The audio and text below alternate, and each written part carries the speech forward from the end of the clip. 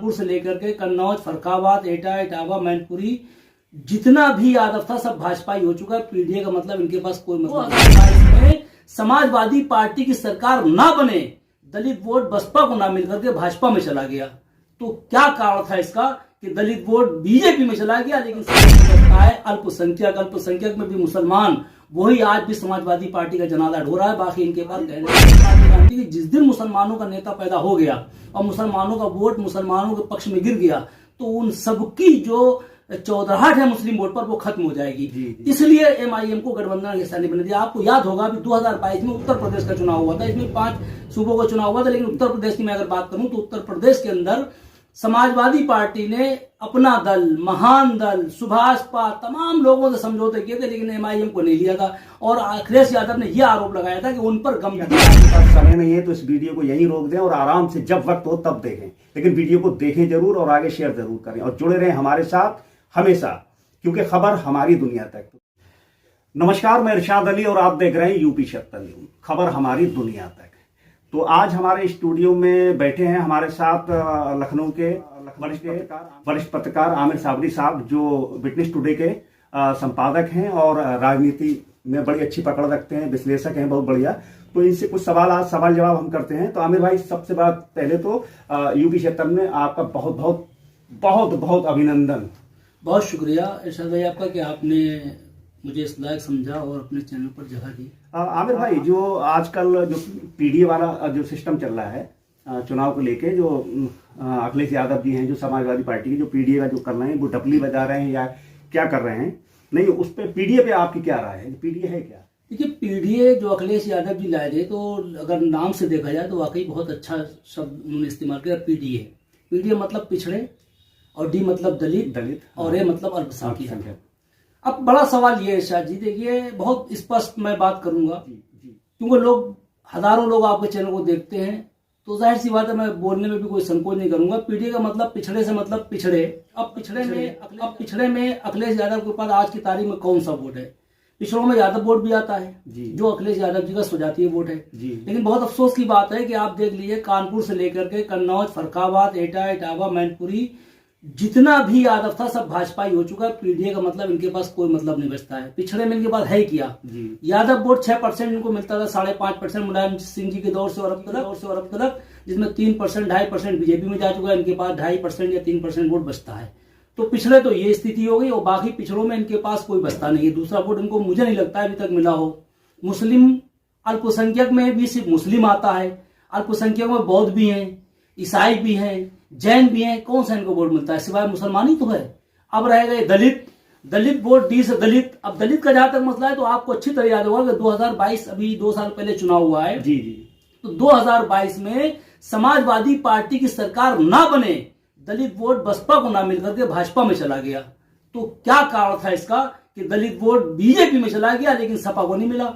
और यहां तक कि दलित वोट बसपा का माना जाता था, तो बसपा में नहीं गया, इसलिए कि एक समाज में एक शोहरत थी, एक चर्चा था कि सपा आ रही है। दलित इतना हतोत्साहित हो गया, इतना निराश हो गया कि सपा की सरकार ना आए, इसलिए वो भारतीय जनता पार्टी में चला गया और सपा में नहीं गया। तो डी का भी कोई मतलब नहीं रह गया। सिर्फ घुमा फिरा करके एक मात्र वोट उत्तर प्रदेश में बचता है, अल्पसंख्यक में भी मुसलमान, वही आज भी समाजवादी पार्टी का जनाजा ढो रहा है। बाकी इनके पास कहने को कुछ है नहीं। अच्छा, चलिए, जैसे आपने फिर एक सवाल खड़ा कर दिया, तो जरा हमारे दर्शकों को ये बताइए कि अल्पसंख्यक जो है पूरा, जैसे बीते विधानसभा चुनाव में भी जो है अल्पसंख्यकों ने यानी मुसलमानों ने बहुत अच्छी तरीके से मतदान करा और समाजवादी पार्टी को दिया, वोट दिया खूब खुल के। तो आज के दौर में जो मुस्लिम राजनीति है वो हाशिए पे क्यों है, उसके क्या कारण है? बहुत अच्छा सवाल इरशाद भाई आपने किया। देखिए, एक बात समझ लीजिए, जब देश आजाद हुआ 1947 में, उसके बाद उसी वक्त बंटवारा भी हो गया। तो मुसलमान बहुत, मैं ये कह दूं साफ तरीके से कि एक क्रीम जो थी मुसलमानों की, वो पाकिस्तान चली गई। यहाँ पर मुसलमान जो भी बचे थे वो बहुत कमजोर हालात में थे, और जो मजबूत हालात में भी थे वो भी इस स्थिति में नहीं थे कि वो राजनीति में प्रवेश करें या राजनीति करें। और एक संस्था हुआ करती थी हमारे देश के अंदर, जमीयतुल उलमा हिंद। तो बहुत स्पष्ट बात है कि उस टाइम का मुसलमान जो लुटा पिटा निराश हालात में था, वो उसने जमीयतुल उलमा की तरफ देखा था और आशा भरी नजरों से देखा था। लेकिन बड़े अफसोस की बात है कि जमीयतुल उलमा ने उस वक्त हाथ खड़े कर लिए थे कि मैं राजनीतिक पार्टी नहीं हूं, ये कह के अपना किनारा कर लिया। तो अब सवाल ये पैदा हुआ इरशाद भाई कि मुसलमानों ने अपना कोई लीडर नहीं चुना, लीडर नहीं बनाया। यही वजह रही कि आज भी मुसलमान हाशिए पर रहते कि मुसलमान वीपी सिंह की टोपी देख के खुश हो गया, उनकी शेरवानी देख के खुश हो गया, नेहरू जी की शेरवानी टोपी देख के खुश रहा और उसको ये लगा कि यही हमारे लीडर है। उसके बाद दौर बदलता रहा। 90 का दशक का दौर आया तो नेता मुलायम सिंह जी मुसलमानों के हमदर्द बनकर के नाजिर हो गए, मुसलमानों ने उनको भी नेता बना लिया। लेकिन बड़े अफसोस की बात ये रही इरशाद भाई कि इस देश के अंदर मुसलमानों ने अपना तो लीडर बनाया नहीं, चुना नहीं। जिन लोगों को लीडर माना और जिनके पीछे चले उन सब ने मुसलमानों को छला, वोट तो लिया लेकिन देने के नाम पर इरशाद भाई कुछ नहीं दिया। आप देखिए इसी देश के अंदर बहुत बड़े बड़े दंगे हुए, कांग्रेस का दौर एक बड़ा लंबा रहा, बहुत बड़े बड़े दंगे हुए और हर बार एक कमीशन बना। लेकिन अफसोस की बात है उस कमीशन के बाद जो रिपोर्ट आई तो मुसलमानों को किसी कमीशन के बाद, किसी दंगे के बाद कोई कहीं मुआवजा नहीं मिला और जो सिलसिला आज तक जारी। खैर आपने जो कहा, और जैसे ही मुसलमानों का जिक्र निकलता है, मुसलमानों की बात होती है तो एक नाम निकल के आता है असदुद्दीन ओवैसी, यानी AIMIM। तो थोड़ा जरा हमें जानकारी दीजिए कि आखिर इंडिया गठबंधन बनना है, इतना बड़ा गठबंधन बनना है, तो इस गठबंधन का AIMIM जो है पार्टी जो है वो हिस्सा क्यों नहीं है, क्या कारण है? देखिए अभी मैंने बात वही कही थी, मैं फिर वही बात दोहराता हूँ कि मुसलमानों ने अपना लीडर नहीं चुना, यही वजह आज मुसलमान हाशिए पर है। आपने MIM का जब जिक्र किया तो आप समझिए अभी बिहार का चुनाव हुआ था पहले, इससे पहले वाला जिसमें नीतीश जी और राष्ट्रीय जनता दल का समझौता था और चुनाव हुआ था। आपको मैं एक बात बता दूं, MIM ने वहां भी काफी कोशिश करी कि मैं इस गठबंधन का हिस्सा बनूं, लेकिन उनको नहीं लिया गया क्योंकि सारी पॉलिटिकल पार्टी जानती है कि जिस दिन मुसलमानों का नेता पैदा हो गया और मुसलमानों का वोट मुसलमानों के पक्ष में गिर गया तो उन सबकी जो चौधराहट है मुस्लिम वोट पर वो खत्म हो जाएगी। इसलिए MIM को गठबंधन का हिस्सा नहीं बनने दिया। आपको याद होगा अभी 2022 में उत्तर प्रदेश का चुनाव हुआ था, इसमें 5 सूबों का चुनाव हुआ था, लेकिन उत्तर प्रदेश की मैं अगर बात करूं तो उत्तर प्रदेश के अंदर समाजवादी पार्टी ने अपना दल, महान दल, सुभाषपा, तमाम लोगों से समझौते किए थे लेकिन MIM को नहीं लिया था। और अखिलेश यादव ने यह आरोप लगाया था कि उन पर गंभीर आरोप हैं।